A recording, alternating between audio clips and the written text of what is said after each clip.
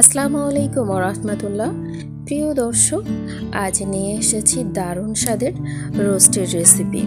খুবই অল্প উপকরণে খুব সুন্দরভাবে আজ আমি এই রোস্টটি করে নিয়েছি। পুরো রোস্টের প্রস্তুত প্রণালী ভিডিওতে থাকছে। আশা করি আপনারা সবাই আমার সঙ্গেই থাকবেন। চলুন তবে রোস্ট তৈরির প্রক্রিয়াতে। চুলায় একটি কড়াই বসিয়ে দিয়ে তাতে পর্যাপ্ত পরিমাণে সয়াবিন তেল দিয়ে নিয়েছি। তেলটা বেশ একটু গরম হয়ে আসলে মুরগির টুকরা, কেটে রাখা মুরগির টুকরাগুলোকে আমি দিয়ে নিচ্ছি। মুরগির টুকরার গায়ে আমি সামান্য লবণ মেখে দিয়েছিলাম। চিকেন টুকরা এক পাশ ভাজা হয়ে এলে আমি উল্টে দিব, আর চুলার আঁচটা এ পর্যায়ে মিডিয়াম হিটেই রাখছি।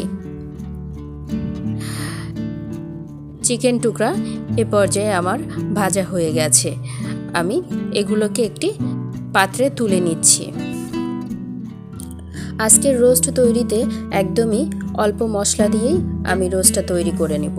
দিয়ে দিচ্ছি এখানে 200 গ্রামের মতো দুধ আমি ঘন করে জাল করে রেখেছিলাম, এবং 1 চা চামচ সাদা ভিনেগার।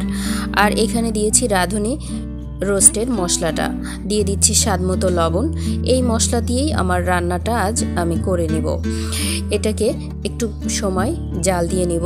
2-1 বার বলক তুলে নেওয়ার পর আমি ভেজে রাখা মুরগির টুকরাগুলোকে দিয়ে নিচ্ছি। সঙ্গে দিচ্ছি 1 কাপ কুসুম গরম পানি। এই পানিটা দিয়েই আমি রান্নাটা ঢেকে রান্না করে নেব। 15 থেকে 20 মিনিট পর আমার রান্নাটা এমন আসছে। আমি দিয়ে দিচ্ছি বেরেস্তা উপর থেকে এবং 1 চা চামচ ঘি। কিছু সময় জাল দেওয়ার পর আমার রান্নাটা হয়ে গেছে। আমি একটি সার্ভিং প্লেটে তুলে দেখাচ্ছি কত সুন্দর হয়েছে আজকের এই রোস্টটি। দেখতে যেমন সুন্দর হয়েছে আর স্বাদের কোনো তুলনাই হয় না। রোস্টটা খেতে অনেক বেশি মজা হয়েছিল।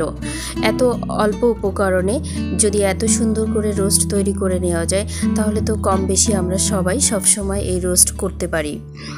আপনাদের এই রেসিপি যদি ভালো লাগে তাহলে বাসায় একবার ট্রাই করে দেখতে পারেন, অনেক বেশি ভালো লাগবে।